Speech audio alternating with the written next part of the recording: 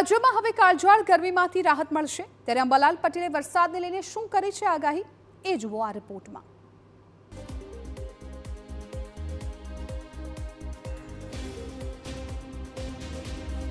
આગાહીકાર અંબાલાલ પટેલનું અનુમાન છે કે ગુજરાતમાં હવે ધીરે ધીરે ગરમીથી રાહત મળશે। 16 મે બાદ તાપમાનમાં ઘટાડો થવાની સંભાવના છે। 18 થી 23 મે સુધીમાં પ્રી મોન્સૂન એક્ટિવિટી સક્રિય થશે। કેટલાક વિસ્તારોમાં હળવો વરસાદ શક્ય છે। સૌરાષ્ટ્રના દરિયાકિનારાના ભાગો, દક્ષિણ ગુજરાતના ભાગો અને પૂર્વ ગુજરાતના ભાગો અને ગુજરાતના અન્ય ભાગોમાં પ્રી મોન્સૂન એક્ટિવિટીનો વરસાદ બપોર બાદ થવાની શક્યતા છે। વરસાદી સિસ્ટમ સક્રિય થવાને કારણે રાજ્યમાં ગરમીમાં ઘટાડો થશે।